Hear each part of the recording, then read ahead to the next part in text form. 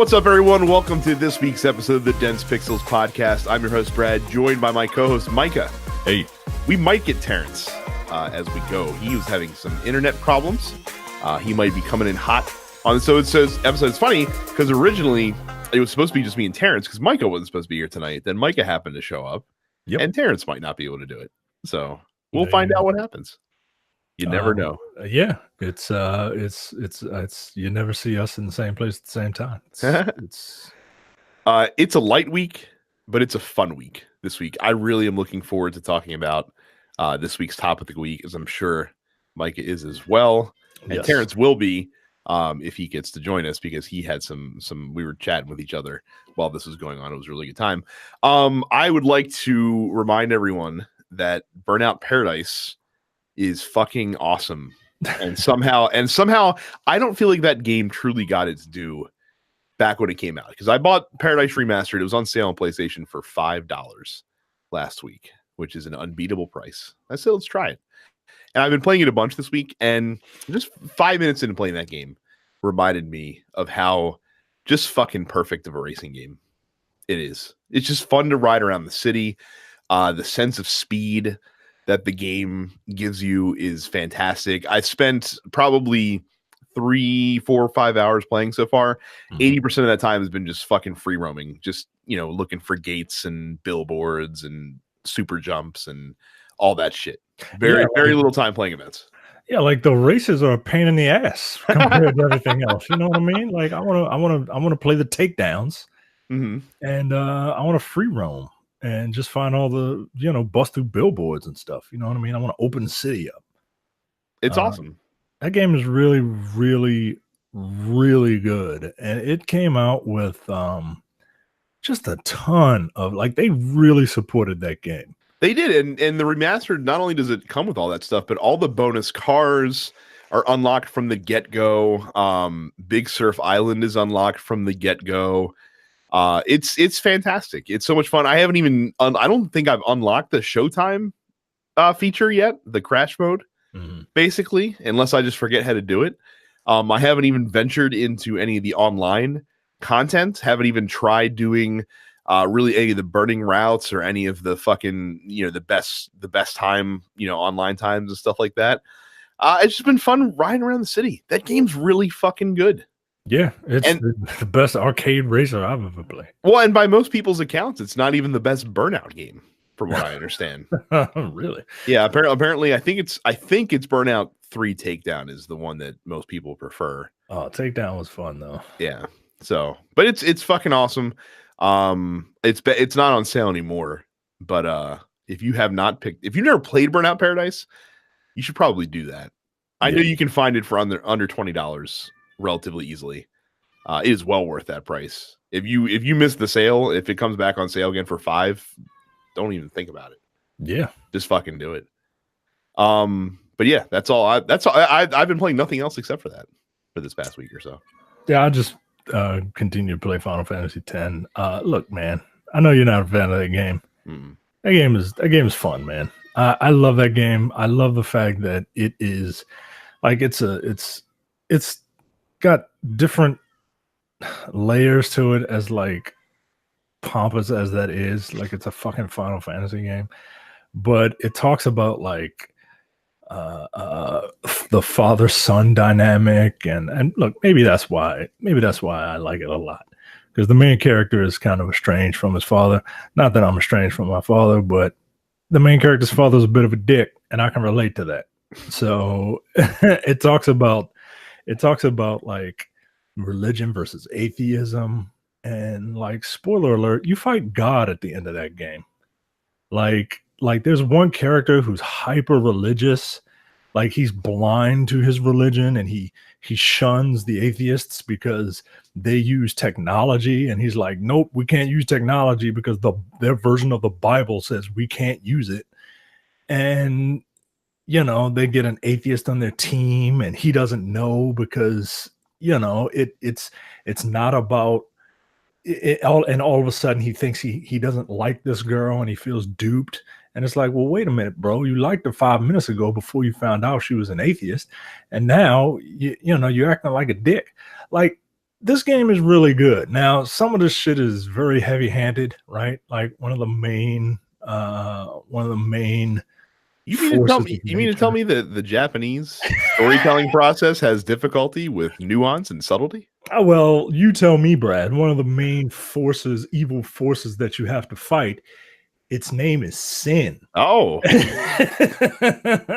Sin is this monster that keeps coming back every 10 years because and sin is our penance for all the ill that we've done over the past 10 years. So we have to get a summoner who's basically a priest to come and rid the world of sin. Speaking of priests, their version of the priest, like the main antagonist, is a priest who kills his dad because he wants more power. Like, it's, whoever wrote Final Fantasy X is very clearly an atheist and thinks religion is fucking dumb because you fight God at the end of it.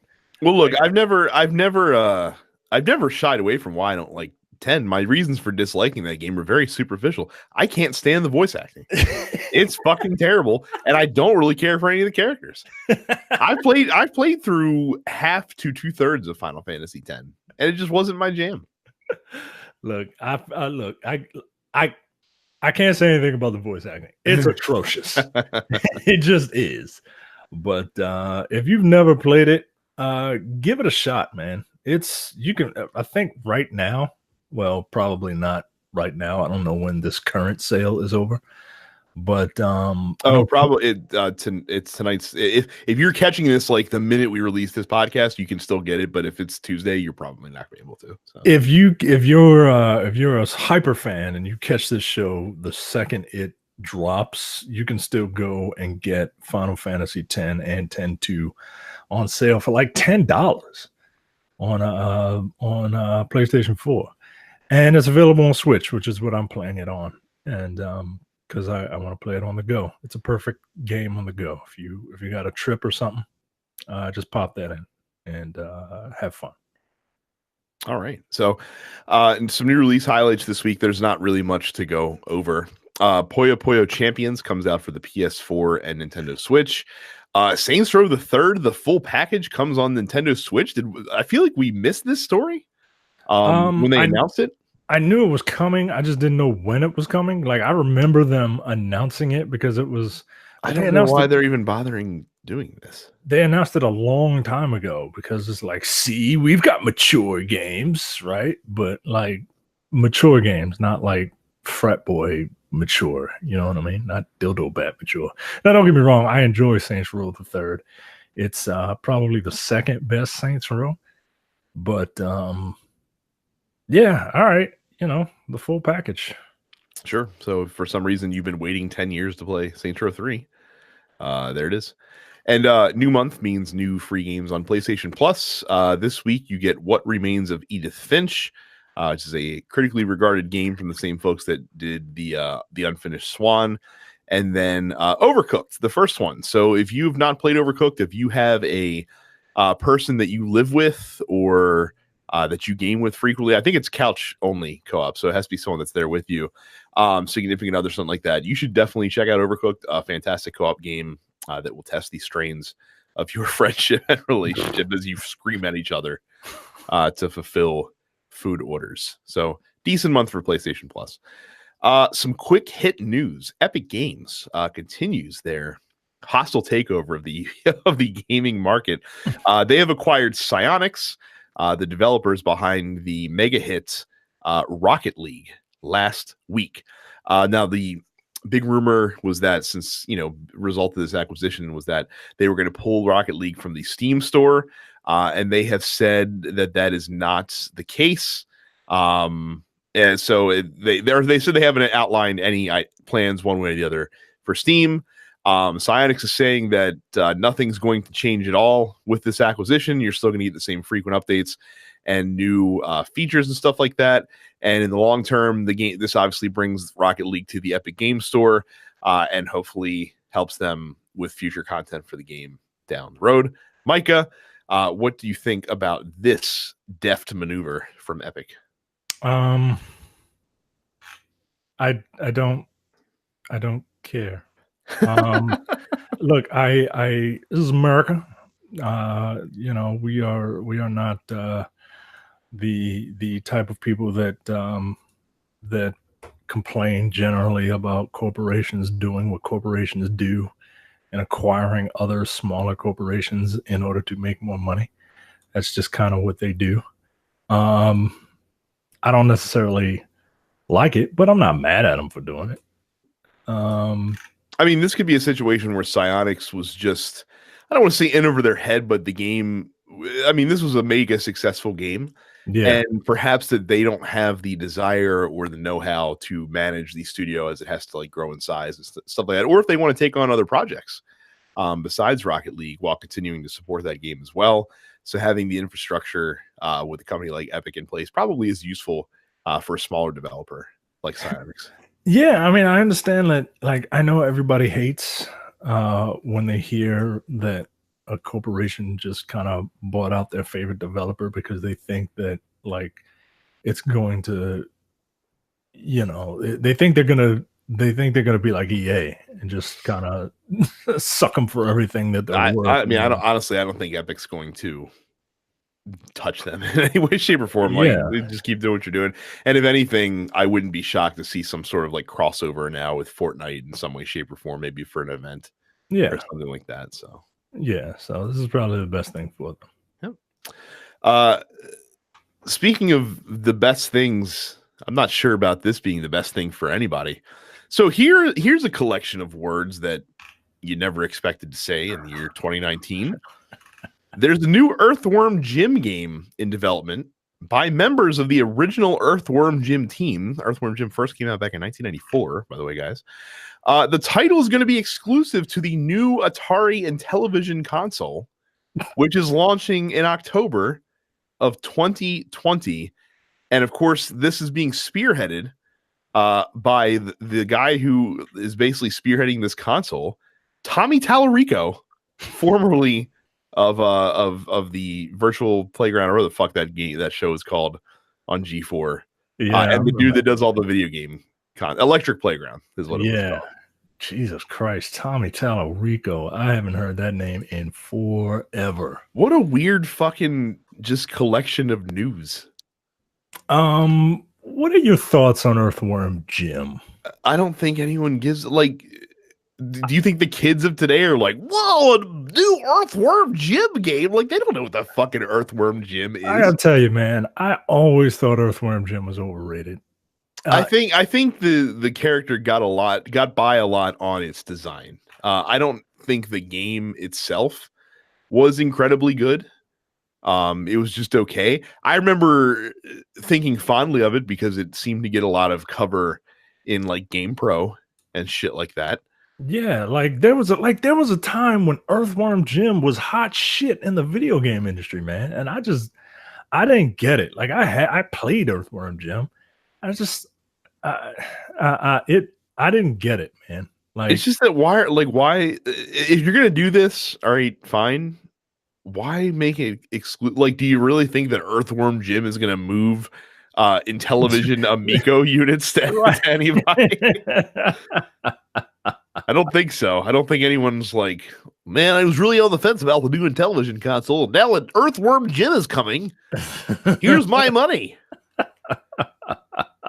I've got $180 with your name on it. New Atari company. So very weird. Very, very, very, very weird. I don't like the look of this concept art of the Intellivision Amico either. It looks like two iPod second generation iPods in a dock next to each other. We'll see. I'm not okay. I saw some people like they were super excited for this because well, I think people are falling into that nostalgia trap. No, we're gonna talk about the fucking trap of nostalgia soon in another story. So we mentioned Saints Row.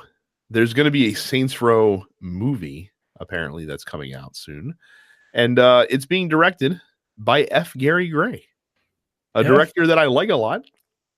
I like a lot of his films.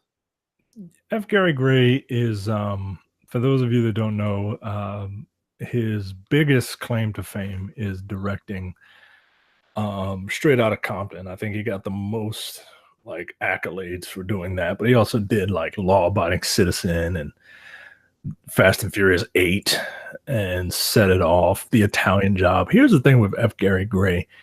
He is a journeyman director, right?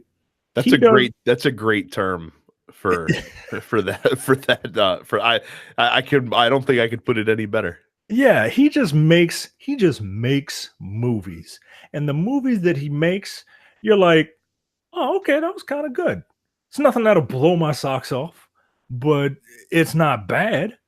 Friday, all right. Of the time, it was great. Set It Off.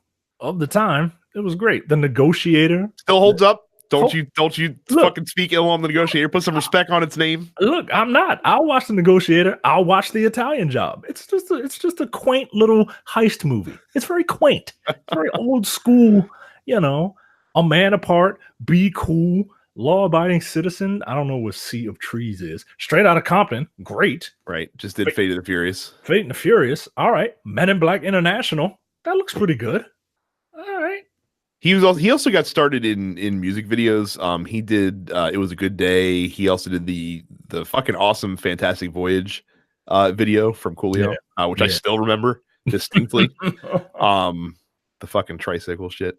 MTV used to be awesome back in the day. Yeah, God, I play music. God, I miss Beavis and Butthead. What a fantastic show. You know what? I was more of a Daria person myself. Fair enough. I mean, that's like Beavis and Butthead. Like I enjoyed it, and then that also exposed me to some of the best music videos. So yeah, I was totally fine with that. I didn't realize F. Gary Gray directed Be Cool. Yeah, which was a fantastically anticipated but ultimately let down of a movie. Yeah, The Rock played like a gay hitman or something in that movie. The Rock was arguably one of the best parts of that entire film. He really was. He really was. Like, this isn't an apocalypse. There's no Rock shade on here. Like, he was all right, man. So, but yeah, so Saints Row video game, or Saints Row movie, F. Gary Gray. Look, that the movie is probably going to, I hope it's going to be as ridiculous as the games are. And F. Gary Gray has proven that he is able to direct movies where ridiculous things happen. If you've never seen Law Abiding Citizen, that movie's fucking insane. That movie is fucking crazy. It's like a fucking non-horror version of Saw, basically. Yeah, that's what that fucking film is. It's a trip, man. So. Like, but it's good. It's like, oh, okay, I'll watch this. Yeah. So I really hope he leans into the later Saints Row like games, where things are just wacky. Like in Saints Row 3, the gang is so popular from the events of Saints Row 1 and 2 that they've kind of marketed themselves, and like they do the stereotypical rapper thing. Like if Jay-Z started out selling drugs and then became this media mogul, like that's what the Third Street Saints did. Mm-hmm. And I hope he leans into the silly of this movie, and he must cast Daniel Day Kim. If he doesn't cast Daniel Day Kim as Johnny Gat, I'm not seeing this movie. There also has to be a very large purple dildo in at least one scene. Has to be absolutely. One of my favorite yearly segments we do on the show is when they announce the World Video Game Hall of Fame inductees. We missed the nominations this year, but we did not miss the inductees. The games nominated that did not make it in were Candy Crush Saga, Centipede, DDR, Half-Life, Myst, the NBA 2K series, Sid Meier's Civilization, and Super Smash Bros. Melee. There were 4 games that did make it in this year. The first, Colossal Cave Adventure, was a text-based game that debuted in 1976, a little bit before our time. Yes. The second is a game that probably everyone listening to this podcast has played at one point or another in their life, Microsoft Solitaire. So, it does belong there. It does belong there. Does it though? Yeah, it does. I mean, again, this isn't the best video games. These are, the Hall of Fame or the most famous video games, and you'd be hard pressed to argue that, PC Solitaire was not played by everybody. Yeah, I guess it just feels like a bit of a cheat. A seeing bit. how it's an established card game just in digital form. But all right, I guess. The two most relevant to our interest, the original Mortal Kombat was inducted this year, and Super Mario Kart was inducted this year. Now, I have a bit of qualms with both of these. So to be clear, this is not the Mortal Kombat series. This is the original game. And this isn't the Mario Kart series. This is the original game. And if you notice that in the list of nominations, I did mention Super Smash Bros. Melee specifically. It's not the Smash Bros. Series. It's Super Smash Bros. Melee. Don't you think Mortal Kombat 2 and Mario Kart 64 would have been better choices? Yeah, I do. Because they were the ones that they were. I won't say that the original Mortal Kombat didn't break through. It did, but Mortal Kombat 2 was an improvement on every level. And I guess the original one gets the nod because of the controversy that it stirred up. Yeah. I don't know how fucking Super Mario Kart is on this list over Mario Kart 64. I really don't understand. I played Super Mario Kart back in the day when it first came out. I didn't own it. I played it that friends had it, but Mario Kart 64 was a fucking phenomenon. Yeah, when that game released, it is very difficult to those of you that are too young to remember to understate the impact. And it's funny because it didn't sell that great, but understanding the impact of the Nintendo 64 in terms of local gaming with your friends when that game released, and it really boils down to three games specifically. One of them was GoldenEye / Perfect Dark.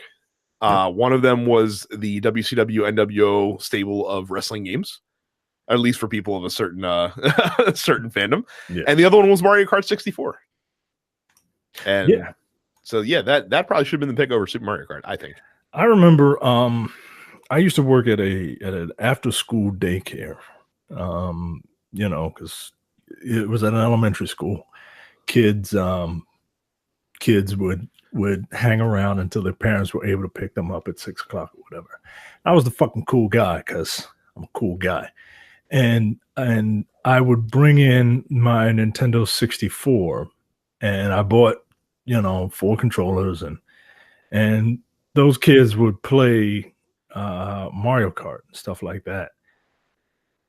Mario Kart brought out a certain competitiveness that I've never seen in children until then.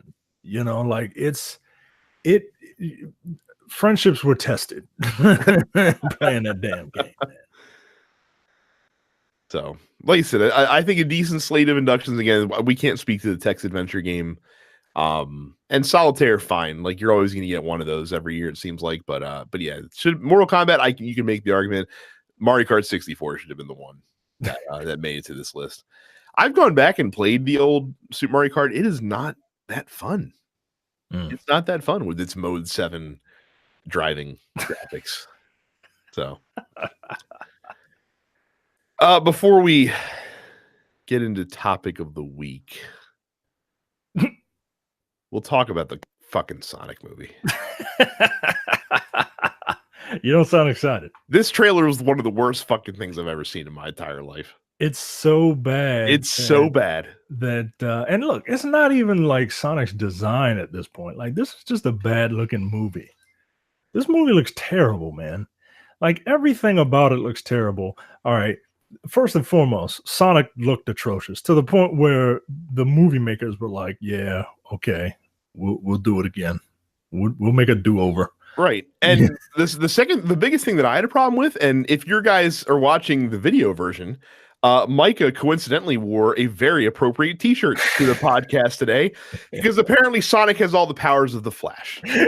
He can tap into the speed force as electricity imbues through him as he runs. He can slow down. He's so fast, I'm assuming, that to the point where time appears to stop around him at points in this trailer.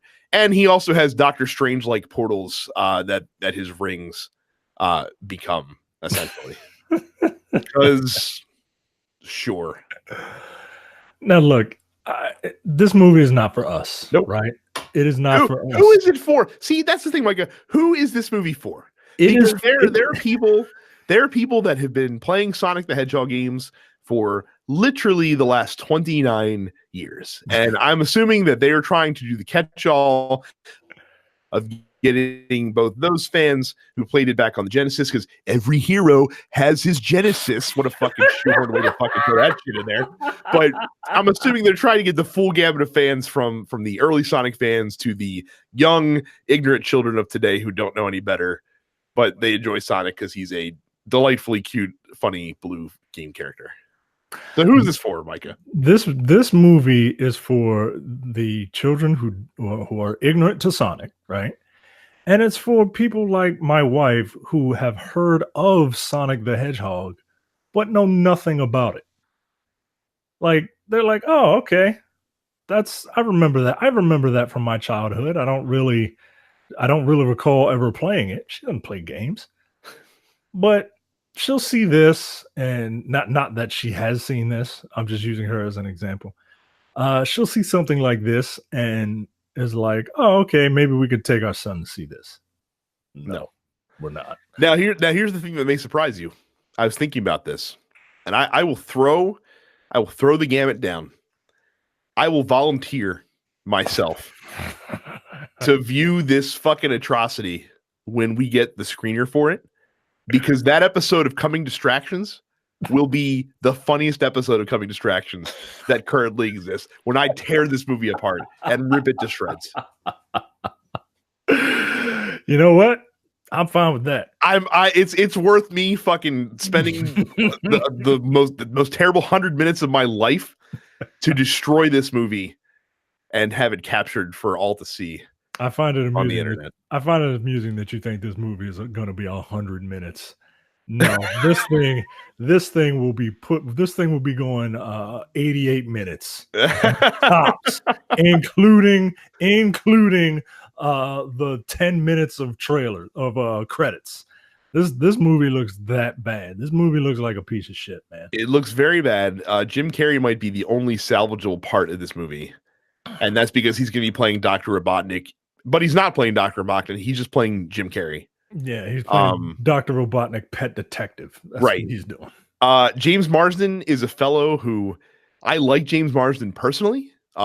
James Marsden is a watch enthusiast, so I like him based on that regard.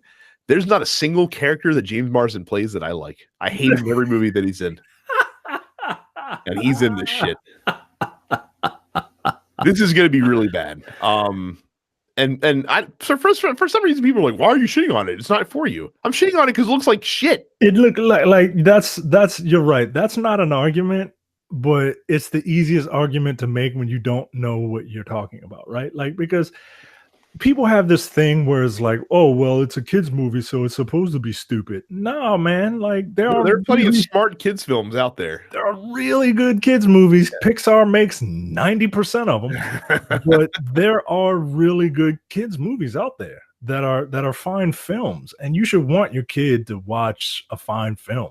You shouldn't want your kid to just sit down and watch like whatever the fuck this is supposed to be. Now, at the same time, right, all these Sonic people who are like, oh, this sucks, bro, they're taking Sonic way too seriously, because Sonic used to have a couple different cartoons back in the day, right?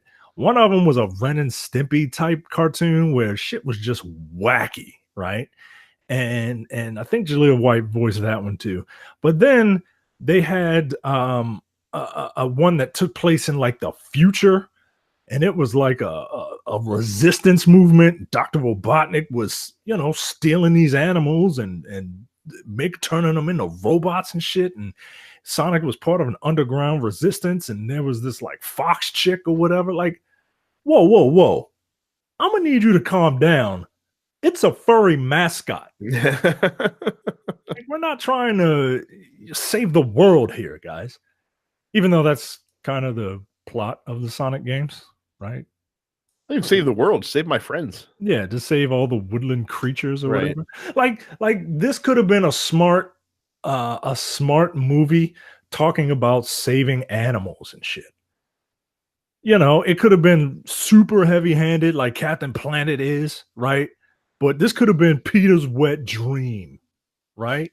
But like they chose to make Sonic the Hedgehog and Dr. Robotnik Pet Detective. I just, it doesn't look like a good movie, period, man. No, and again, the director so vehement about their portrayal of Sonic that he caved to immediate internet pressure to change the character design, which fine. I mean, again, you might as well lean into the fans on this one as much as you can, because it's the only way this movie's making money. This movie's gonna fucking bomb, and I can't wait for that to happen. So I don't even know when it comes out. November.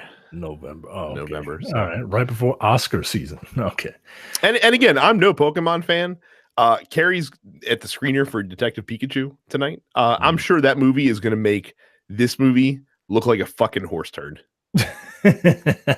And so should it, because at least Detective Pikachu's leaning into what Pokemon fucking is. So yeah.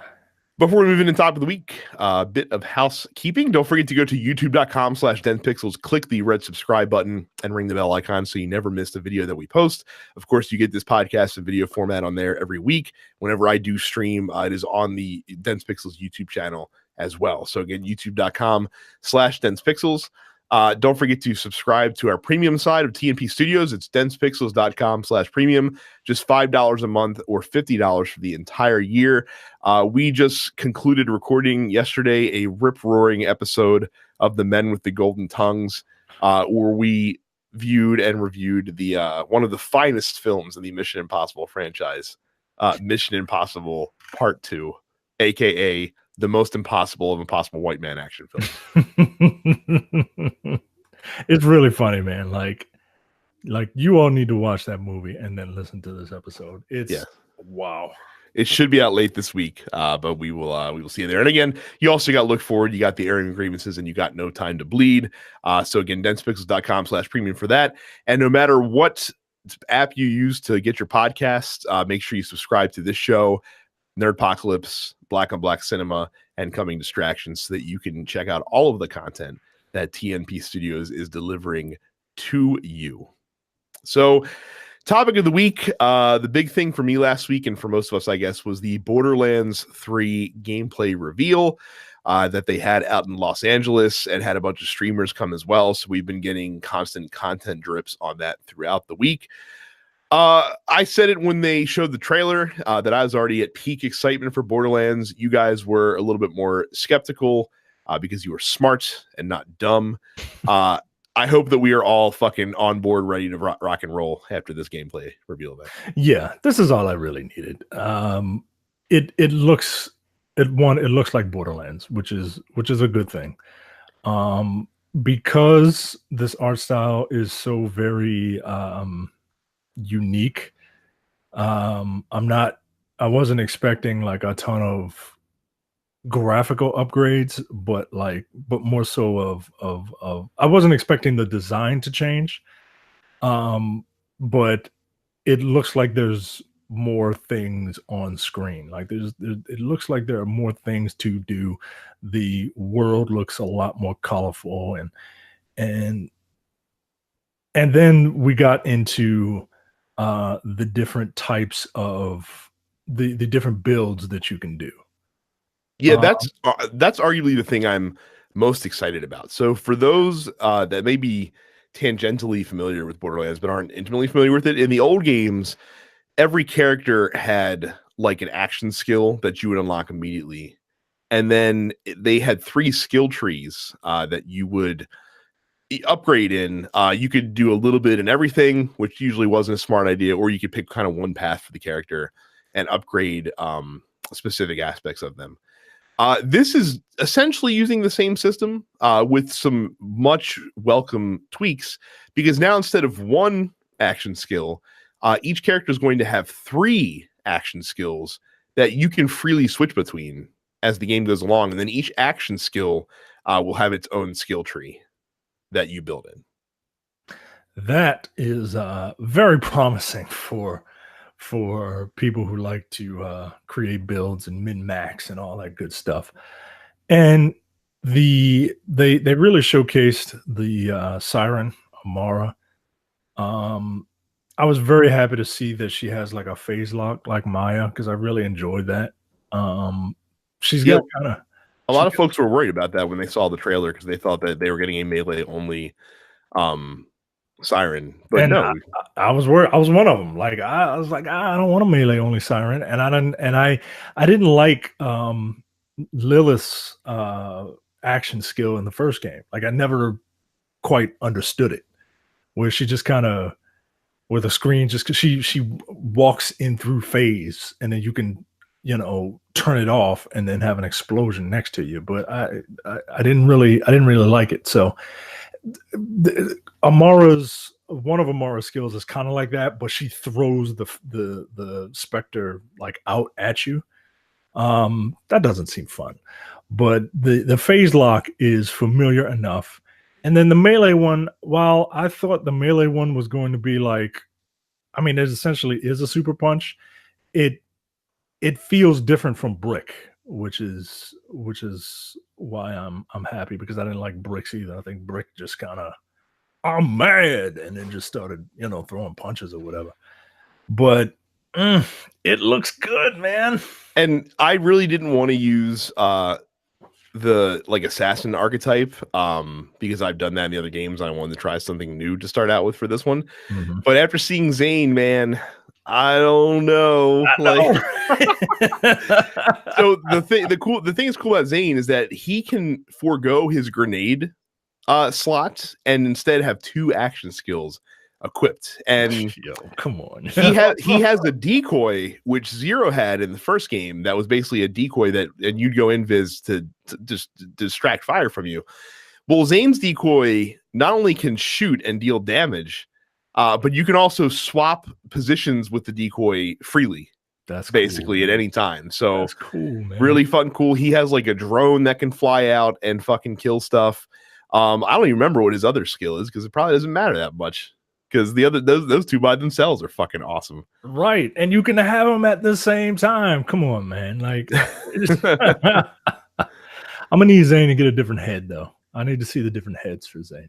That's fine. I'm also super stoked about the fucking the fact like the guns look awesome. Like even the fucking like green and blue guns that they were showing in this beta were fucking awesome. Yeah.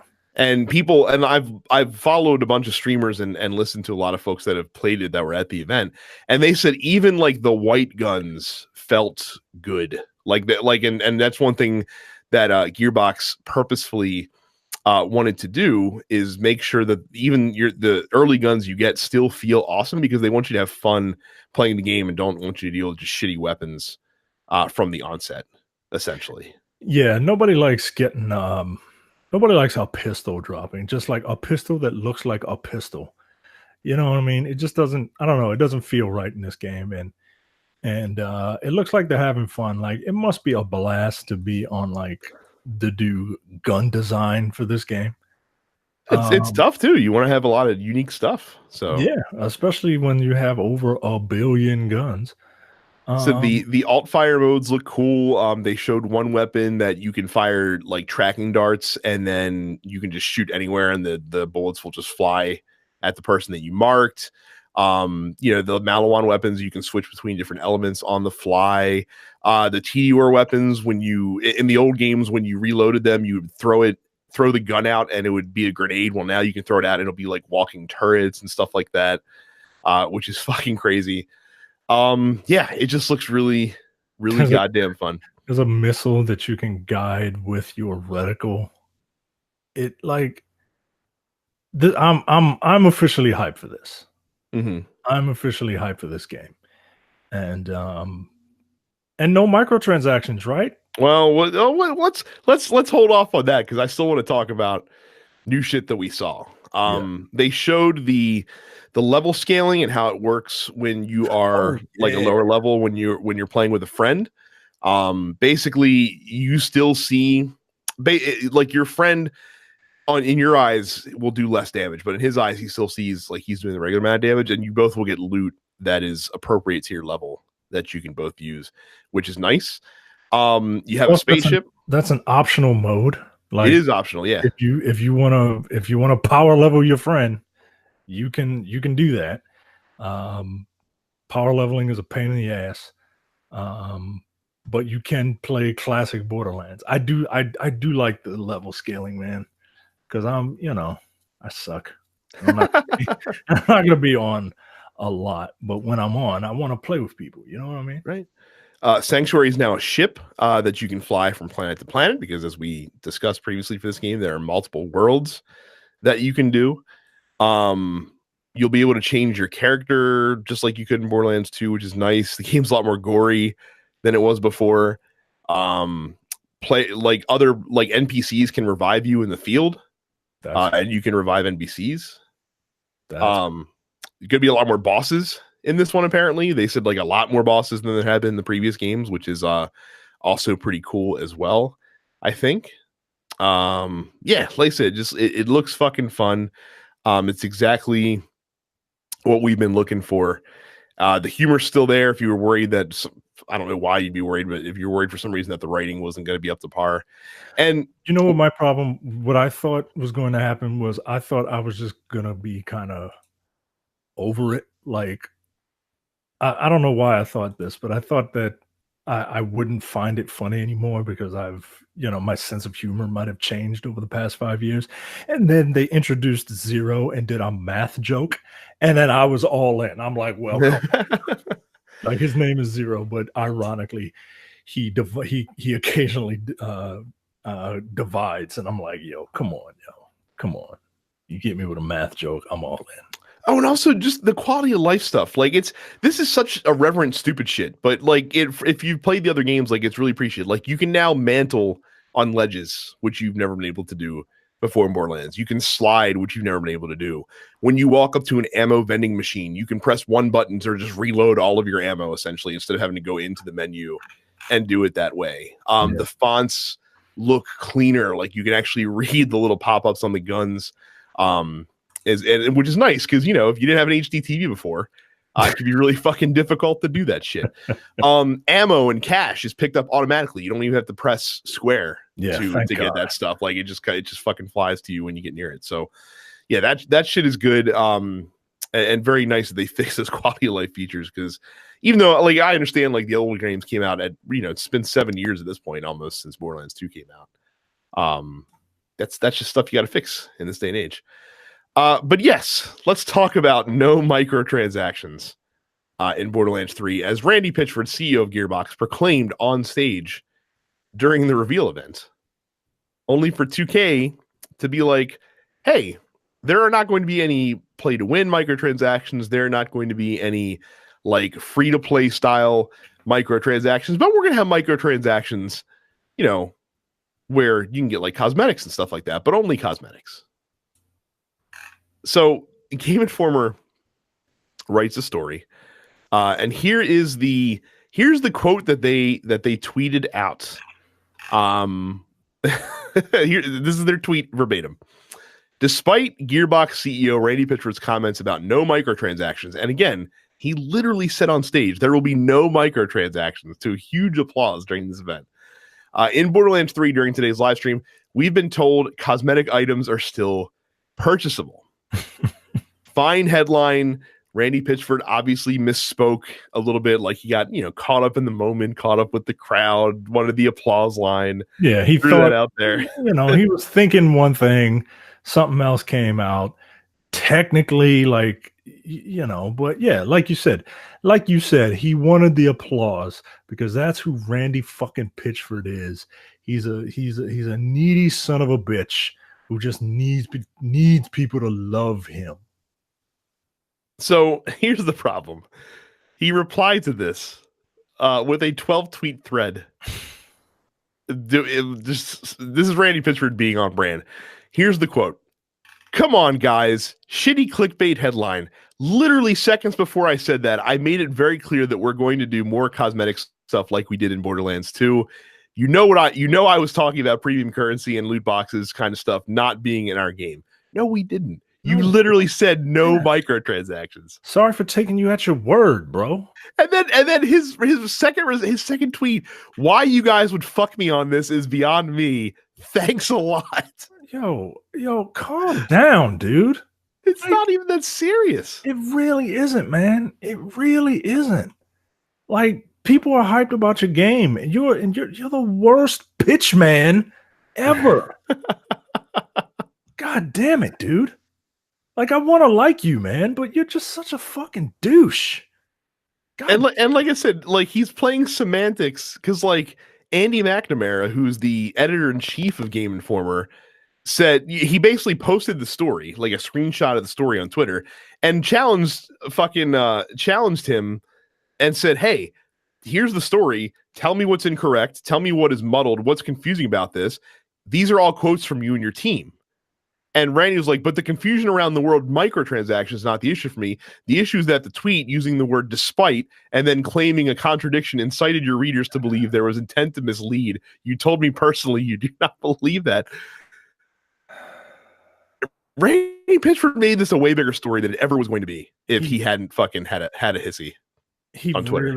He really did, man. He really did. And it makes me not, I won't say it won't make me not want to play your game, but it puts, like, knowing that my money is going to go to you just kind of puts I don't know, man. I don't know. I just don't like that guy, man. I got a bad feeling about that guy. Well, again, he like, it's the big problem is he fucking like he chases down people for the smallest slights online on Twitter. Man. And again, this would not have been nearly as big of a problem. This would not have been nearly as big of an issue had he not made a big deal about this. I think people kind of like I think if there would have been a few people that have been like, you said no microtransactions and there's microtransactions, you fucking liar. Like, there would have been some people that would have been like that. But for the most people, I think they would have understood, hey, I knew what he meant, even though, you know, he said the wrong thing. Yeah. He could have just left it alone because he took offense to a fair headline. Because again, if you go back and watch the video on stage, he literally says no microtransactions. There's no gray area in that statement. He led into the statement, be like, oh, we're gonna have like lots of new cosmetics and stuff like that, so you can change the look, but we're not gonna do microtransactions. No microtransactions. And the fact that he points out that he said that and then said no microtransactions makes him seem duplicitous, man. I don't know, man. I just like your company does good stuff, man. Like, if you'd have just came out and said, you know, hey, he could come out and said, hey, I got a little caught up on stage with what I said. What I meant to say is we're not going to have like loot boxes and shit like that, but you will be able to buy, you know, certain cosmetic only transactions with premium currency that do not affect gameplay whatsoever, that, you know, that shouldn't affect your enjoyment of the game. But instead, you made a mountain out of a molehill, man. And now you've brought undue controversy onto this game that you guys have worked so hard for, man. And his thing is that, like, he was hurt because, like, they've been building up to this, you know, release and this reveal for the last several years, and he feels like it's being mired by, you know, people being unfair in their reporting. And that's not the case, man. Like, I'm sorry, but you're pretty tone deaf if you're in 2019 and don't think people are going to react touchily to, you know, paid content after launch. Yeah. Look at the world we've been living in for the past year and a half since Battlefront 2. So yeah. And look, man, I'm one of them people that buys all that fucking, you know, cosmetic shit. Like, when I found out that you can buy like cosmetics and stuff, I wasn't like upset or anything like that. Like, I'm your target demo, man. But like, just calm down. I think that's my thing with him, is that you've got no reason to feel personally attacked by anything, right? Like, well, I don't know that guy's life, right? But from my point of view, it doesn't look like he has anything to be personally attacked by. Like, and I understand, like, you're working hard on something, and I get, you know, like the point that you made, like he might feel like, you know, he might feel like some kind of way because they're working really hard for this, but just play it cool, man. Yep. Just play it cool. And stop lying. So yeah, Borderlands 3 looks like Borderlands 3. And another thing that really stuck out, by the way, too, is a lot of the 2K folks talked about how patient and how kind of like letting them do their thing 2K Games has been with them. That's why they've let them develop this game for 5 years, and that's why when we're first seeing it, it's basically in a beta state, for lack of a better term. Just goes to show you, when you're not, you know, fucking super concerned with making, you know, yearly financials and worried about your investors more than your developers, what can happen? Yeah, a nice lesson for today's day and age. You can present a game in a way that it is supposed to be presented, and get everybody hyped the proper way, man. And look, I've gone on record as saying that I thought this game was going to be fucking Destiny, like single player Destiny, right? Like I thought they were going to make it some sort of live, not single player Destiny, but like a live service Destiny game. You know what I mean? And I'm so happy to be wrong about that. Mm-hmm. Yeah, I'm officially hyped. I got my like I told you, I got my $100 edition ready. Like, let's fucking do this, man. Well, I do agree that everyone else should be looking forward to Borderlands 3. And when you go purchase your copy of Borderlands 3, do it at densepixels.com/Amazon. You will pay the same low Amazon price for your game, but you do help support your favorite video game podcast when you do it. So again, densepixels.com/Amazon. And thank you to everyone that uses our Amazon affiliate link. So does Dense Pixels Post Office time. Let us get right into this. Well, I really wish Terrence was here.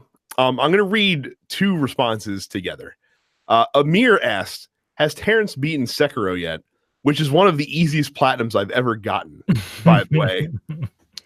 To which Jay replied, will Terrence attempt multiple Hurricane Ranas on Amir on site for talking shit about getting a platinum for Sekiro?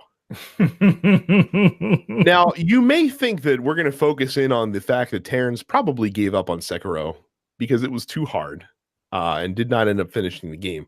But I'm not.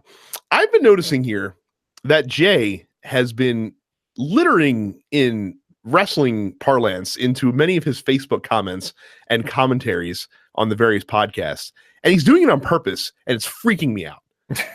because Jay sounds like a bona fide true blue wrestling fan. Now, I know he watched with you during the Attitude Era, during the heyday of wrestling. Yes. But it's just wigging me out a little bit, Micah. It's weird to me. He used to watch it. He said he was going to start watching it again, which is you picked a hell of a time to start, given that, you know, all the controversy or whatever is going on in wrestling right now. But yeah, he said he'd start watching it again. And I for one welcome this new wrestling fan, Jay, dropping references to Ric Flair's retirement match and Hurricane Ranas, and I'm like, well, I don't even know this guy anymore. Amir also asked if we'll hear more about the Square Avengers game at E3. Considering that Square stepped up and took the PlayStation slot for press conferences, they fucking better. Because if you ain't bringing heat in that slot, then you are going to be the embarrassment and shame of the video game world. So we'll see. Yeah, Square better be bringing fire to take that to take the big boy spot like that. But we shall see what happens. Andy posted, is the Xbox One sad? Right for me. He posted a screen cap of his current speedtest.net speeds out there in Winnemucca, Nevada.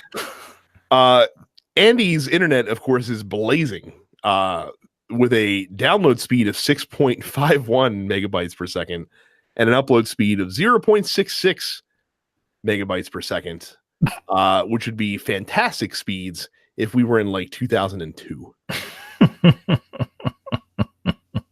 Don't get the Xbox One sad, Andy, or you will be very sad. Yeah, I don't think this is the right thing for you. Will asks, what is stopping Nintendo from putting SNES games in the Switch store? The answer is nothing. Nothing's stopping them. They're just keeping you on the hook. Yeah, for the inevitable second edition of the SNES Classic. Oh, I think they'll add SNES into the Nintendo Switch Online app at some point. Really? Yeah. There's no reason for them not to. I guess not. So, Leopoldo says, "Show your age, Game Genie or Code Breakers?" The answer, of course, is Game Genie. Game Genie, buddy. Yeah, that's how old we are. The hell is Code Breakers? Code Breakers is what Game Genie is like the kids version of the Game Genie. Like if you came of age in video games in the PlayStation 2 GameCube era, you had Code Breakers or Game Shark. Also was a famous one. I remember Game Shark. Yeah. Game Shark. Micah, I feel like that this question is specifically catered for you from Stuart. Nicolas Cage stars in a video game. What genre is it, and what's the plot? Well, it's got to be something where he's talking a lot, right? Like, because like that's and something where his face is prominent, right? Like, because that's where the moneymaker is. So I'm thinking off the top of my head, like a David Cage style game. Like, can you imagine Nicolas Cage and all of his overacting glory spewing the crap that comes from the mind of David Cage? I could actually. That's for you probably have the correct answer. Yeah, man. Like that is it, man. I want to control Nicolas Cage in a David Cage production. That would be pretty fucking fun. Actually, I would need him to have all of his Nicolas Cage isms though. Yes, absolutely as well. So absolutely, very good. Okay. Make it a dual role. Who cares? John, make it a triple role. Have him play like estranged or separated at birth, like triplets, and they all happen to like come together in some way, shape, or form. There you go. Like some crazy science fiction story. Yeah, but all of them like grew up in different like environments, so they're all fucking like emo Nick Cage and Wall Street Nick Cage and like hippie Nick Cage. You know what I mean? Like you need 3 different Cages at a time. I just thought about this. What if Nicolas Cage was the villain in Mission Impossible 2? Would have been an all-timer. Oh my God. I mean, it would have been the best movie ever.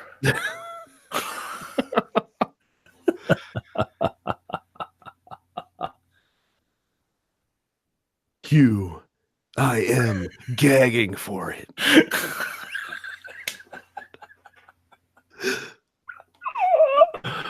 Oh my God. Listen to that with the golden tongues, please. I can't wait for y'all to hear it, man. It's gonna be very good. We'll end with Cam.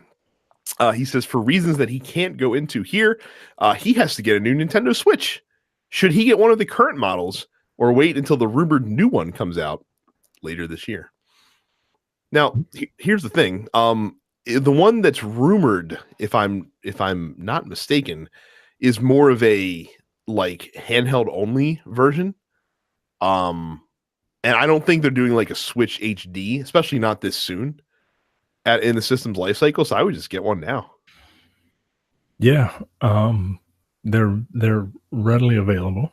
The whole point of the Switch is to, switch between handheld and console. If the rumor pans out that it's going to be handheld, only, what's the point? And look, the Switch does what you kind of needed to do in terms of having it on console, and then it's even better, it's a better option to have on the go. So yeah, just get one. Well, and that's the thing. Like, what is a Switch HD actually going to do for you? Like 1080p on the handheld? Okay, the screen's 6 inches. Like, you're not gonna really notice it all that much. Right. Faster processing. It's not like it's slow right now as it is. Yeah, I can't see any reason why you'd want to wait. Just get it now. Yeah, go ahead and get it now. So that's it. Thank you guys for all submitting questions. And like I said, we do the post office whenever we can. And that's me for our show. So don't forget to follow us on our fan group, densepixels.com/fans. If you would like to submit questions to us, that's where the post office post goes when we do post it up there. So again, densepixels.com/fans. Make sure you follow us on social media by searching at densepixels. Whatever podcatcher you use, subscribe to our show as well as the other Team Pichu Studio shows. Subscribe on YouTube at youtube.com/densepixels. Follow us on Twitch. Terrence is Apparition410. Micah is Dense Black Nerd. Carrie is Suppets Carrie. And I am Dense Pixels Brad. So that is it for us this week. Thank you all very much for listening and watching. And we'll see you all next time. See ya. You're watching the Dense Pixels YouTube channel. Click the subscribe button while you're here and make sure you check out our weekly podcast where we discuss the latest gaming news and our impressions on what games we've been playing.